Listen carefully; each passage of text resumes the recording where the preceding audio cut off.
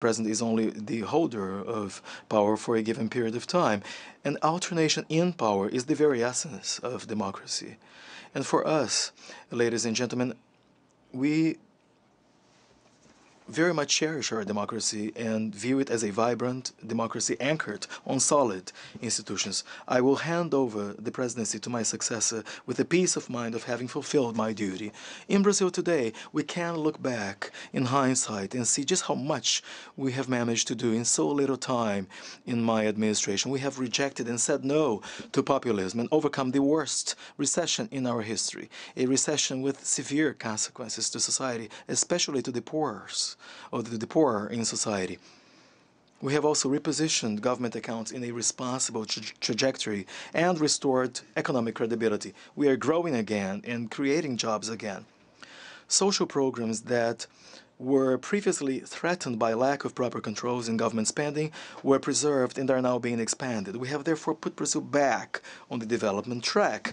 The country I will hand over to whomever the Brazilian people elects is a better country than the one I received upon taking office. Much has yet to be done, true, but we have regained a clear sense of direction. The task at hand now consists in moving forward. The incoming administration and the incoming Congress will find consistent foundations on which they will be able to keep on building a more prosperous and more fair country. Ladies and gentlemen, all members of this General Assembly know all too well that they have and will always have in Brazil a firm ally for cooperation among nations.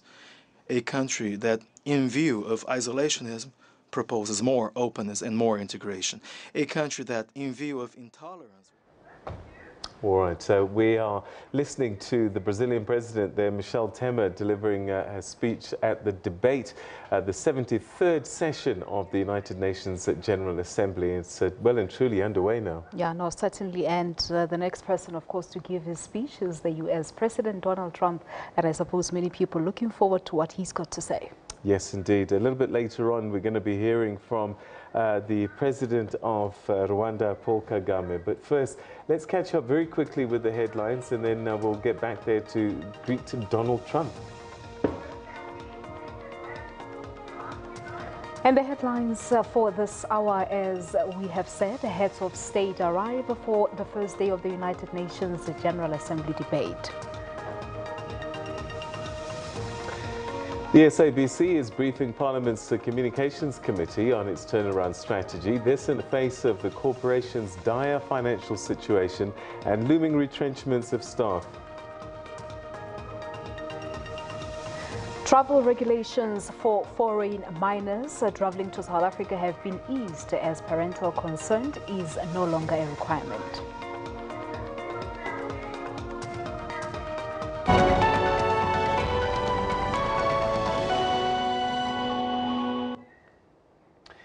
The UN Secretary-General Antonio Guterres has delivered his State of the World report.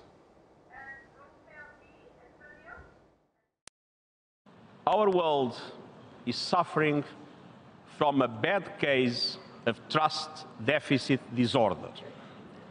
People are feeling troubled and insecure. And trust is at a breaking point. Trust in national institutions, trust among states, trust in the rules-based global order. Within countries, people are losing faith in political establishments. Polarization is on the rise and populism is on the march. Among countries, cooperation is less certain and more difficult, and divisions in our Security Council are stark. Trust in global governance is also fragile, as 21st century challenges outpace 20th century institutions and mindsets. We have never had a true system of global governance, and much less a fully democratic one. But still, across many decades, we established solid foundations for international cooperation. We came together as United Nations to build institutions, norms and rules to advance our shared interests. We raised standards of living for millions. We forged peace in troubled lands, and indeed, we avoided a third world war. But none of these can be taken for granted. Today, world order is increasingly chaotic, power relations are less clear, and universal values are being eroded, democratic principles are under siege, and rule of law is being undermined. Impunity is on the rise as leaders and states push the boundaries, both at home and international arena. And we face a set of paradoxes. The world is more connected, yet societies are becoming more fragmented. Challenges are growing outward, while many people are turning inward. And multilateralism is under fire precisely when we need it most. So, Excellencies, ladies and gentlemen, it is true that we are moving in the direction of a multipolar world. But multipolarity will not in itself guarantee peace or solve global problems. A century ago, Europe was multipolar. A balance of power was deemed sufficient to keep rivals in check. It was not. Without strong multilateral frameworks for European-wide cooperation and problem-solving, the result was a grievous world war. All right, a very definite message there from the Secretary General of the United Nations, Antonio Guterres, a little bit earlier on. Now for analysis on the opening of the 73rd session of the UN. I'm now joined in studio by Dr. David Munyai, an international relations and foreign policy expert and co-director at the University of Johannesburg Confucius Institute. Thanks very much for joining us. Always a pleasure having you in the studio. So a couple of things that are going to happen. First is we're expecting Donald Trump to join us join the assembly there and deliver a speech, and I'm sure all eyes on him. But the tone has been set, I think, by the Secretary General about what they expect, and there just seems to be, I don't know, what are your thoughts about his setting of the agenda and what can be done? I think the United Nations General Assembly, his speech is the most important. It appears to me that he has said the most important thing, to say that there is a trust deficit in the world. I think this has to do with the lack of transformation internally. You look at the United Nations Security Council, it is not working. On issues of climate change, with all changes that had taken place before Donald Trump, they've been reversed. On peace and security matters, the Middle East is still boiling with Israel-Palestinian question unresolved. Iran, Syria, on the African continent, the unwise move to bomb Libya has made the situation worse. And we have other pockets of global conflicts that are emerging, and the UN appears not to be there. Not felt in terms of lack of resources, lack of capacity, but more importantly, the lack of the will and leadership, mainly from the developed country, particularly the United States. And as you are aware, since 1945, the US has led and played a critical role in terms of bringing everyone on board, the underwriter of this peace and security. Without US leadership, one does not really see any change. You see fragmentation, as you see with the build-up of the BRICS formation, IPSA, and quite a number of other groupings operating in the periphery of the main global body, which is the United Nations. All right, so Donald Trump's going to be speaking shortly. It's been quite a year for him. A lot of things have happened that perhaps took people by surprise. A warming of relations with North Korea. Then, of course, there's this trade war that's happening with China and his stance on climate change.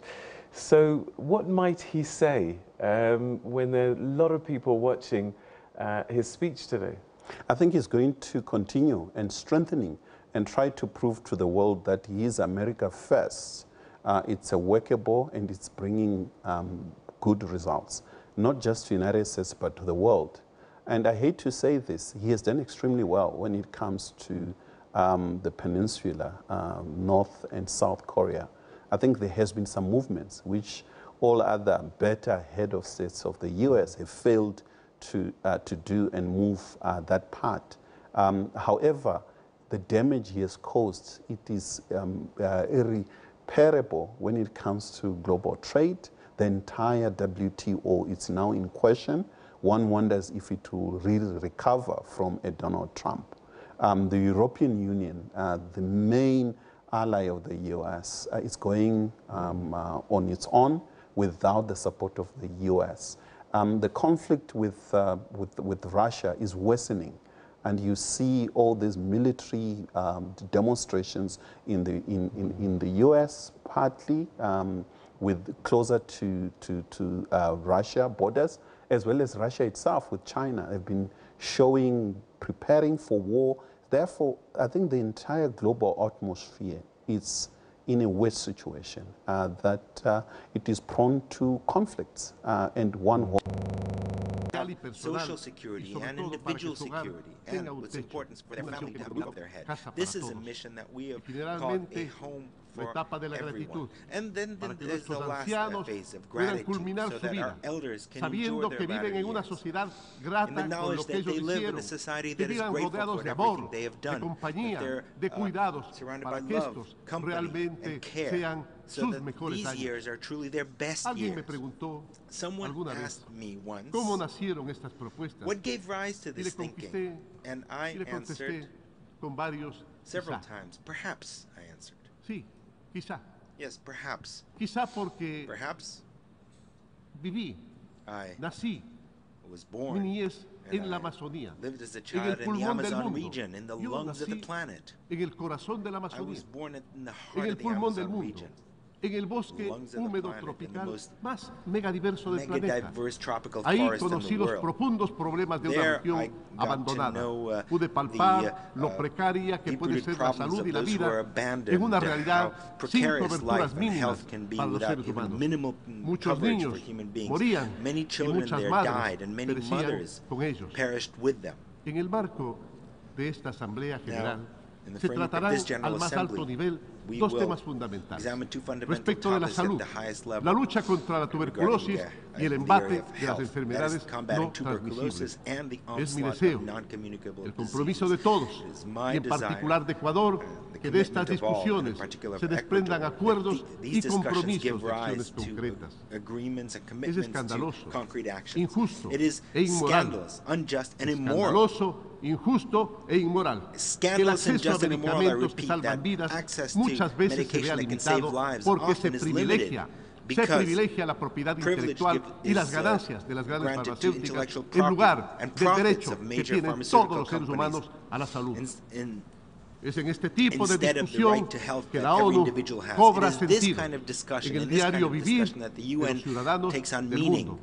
that is based on the Mientras daily más nos experiences esforcemos of the en que citizens nuestras of the naciones world. unidas The toquen la more vida de la we in the gente, United más Nations strive la to touch the fortaleceremos lives of de people, cara de frente the al stronger futuro. we will be Quizá as we también face the future. Now, porque tras perhaps varios also años de jugar because after en el barrio donde many years viví, of playing in the rodeado de neighborhood where I vecinos lived, solidarios todos, supported by aprendí el valor de la vida surrounded by comunitaria. supportive neighbors, I Entrábamos a learned the todas las life, casas, the value nos of cuidaban los community vecinos, life. nos We ayudábamos came and went entre into nosotros, everyone's entre house. todos, We, en cualquier our circunstancia, neighbors cared for us. festejábamos We en helped each comunidad other in any los logros circumstances. Together we particulares. celebrated De hecho, individual el achievements. ideal In de la fact, paz y la the vida ideal compartida of fue peace el and a origen shared life también was at the de las very Naciones Unidas. origin of the United No Nations as podemos well. olvidar que We este cannot forget debe ser el that this seno de la should discusión be de los the grandes venue problemas, where we de los discuss pequeños problemas major problems, entre large países, problems and y que en el small marco de esta among discusión countries. That debemos and as part of convocar this discussion, al diálogo we should constante, ya lo dijo el encourage presidente countries to Temer, engage in a la constant reciprocidad dialogue, como standing institución, reciprocity, a fortalecer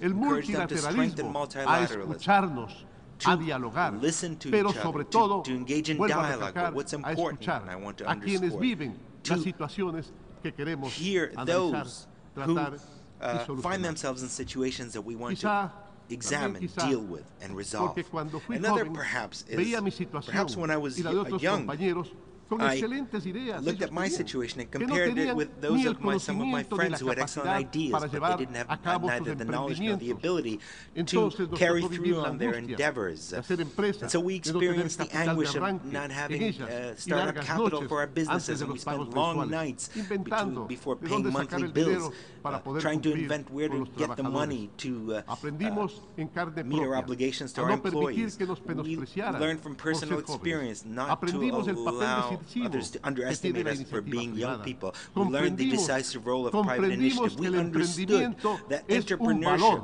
is a value that generates wealth, jobs, well-being, self-esteem, and freedom. Today, the private sector on the global scale is more aware of its role. That role goes far beyond simply profits, production, and jobs. Today, large, medium, and small businesses are interconnected in thousands of ways, and as they understand their role in providing well-being in their daily actions, they can be essential actors for global efforts to promote peace and prosperity. Bearing this in mind, en ese sentido, debemos cumplir juntos los compromisos asumidos como la agenda de desarrollo sostenible, que tiene como parte fundamental el concepto de partenariado. and the notion of partnership is an essential part of that agenda. Perhaps, porque hace 20 años sufrí un asalto y perdí because 20 years ago I was assaulted and I lost the movement of my legs. As you can see, me desplazo I get around in a wheelchair. ¿Eso es malo? Is this bad? No sé. I don't know. La sabiduría china A Chinese dice saying para todo, ni tan malo that ni tan bueno. everything is neither that bad Malo, nor that good. malo resultó It's porque al bad regresar a because casa, when I came después del home hospital, after the fue hospital, duro. this was Ya no había very sueros, hard. ya no había There were analgésicos, no IV solo drips había or un dolor painkillers, permanente, only a constant constante. pain. Me acordaba de Francisco de And Asís, I recall, que and I hablaba remembered del Francis of hermano dolor, Assisi, who spoke of porque encontré pain, my que hay brother, otros, because que acaso mayores dolores. I Y bueno, experienced bueno también, this kind of pain porque and ahora, stronger desde pain. esta silla veo a la And altura now, del corazón, perhaps because I see veo a la from this altura del wheelchair, corazón. I see through Cuando the uno eyes tiene of the piernas, heart. ve para el When frente you y have para arriba. legs, you En look cambio, desde una ahead of silla you and de above ruedas, you. However, when you're vemos seated in a wheelchair, horizontalmente y you para see abajo. horizontally and Y you see allí below you. descubrimos And you otras discover realidades, other realities, otros mundos. other Vemos worlds. a los que se encuentran We see, solo con you see barreras para those salir who adelante, only para encounter continuar, barriers to move inclusive forward, to para continue, poder including even vivir. to be able Barreras to de distinto live. tipo, Barriers of maltrato, different types, xenofobia, mistreatment, racismo, xenophobia, injusticia, racism, injustice, machismo, inequidad, machismo, es decir, inequality. en In other resumen, words, to exclusión. sum it up, Esta exclusion. historia no es solo mi This historia, story es is la not only my historia de story, mil it's the millones story de of personas billions en of el mundo. people around the Señora world. Presidenta de la Asamblea Madam General, President que uno de los temas fundamentales of que the se vayan a General tocar Assembly. This is one sea of the most precisamente important el topics that cumplimiento will de be la examined, is Convención precisely de the Naciones Unidas implementation of the United de los Nations derechos de las Convention personas con on the rights discapacidad. of persons with disabilities. La implementación de esos derechos The de las personas implementation con discapacidad of these y su rights protocolo facultativo of the es convention and lo its que nos optional va a protocol llevar is definitivamente precisely a tener garantía what de que will juntos help us cumpliremos ensure un that compromiso together we will que live up todavía to está a pendiente. commitment that remains En ese pending. sentido, nos cabe Bearing el this honor in como mind, Ecuador ejercer it is los próximos great 2 honor for años Ecuador la presidencia to de la exercise conferencia in the next 2 de years the Estados presidency parte de la convención. of the Conference of States Desde Parties este of the espacio Convention.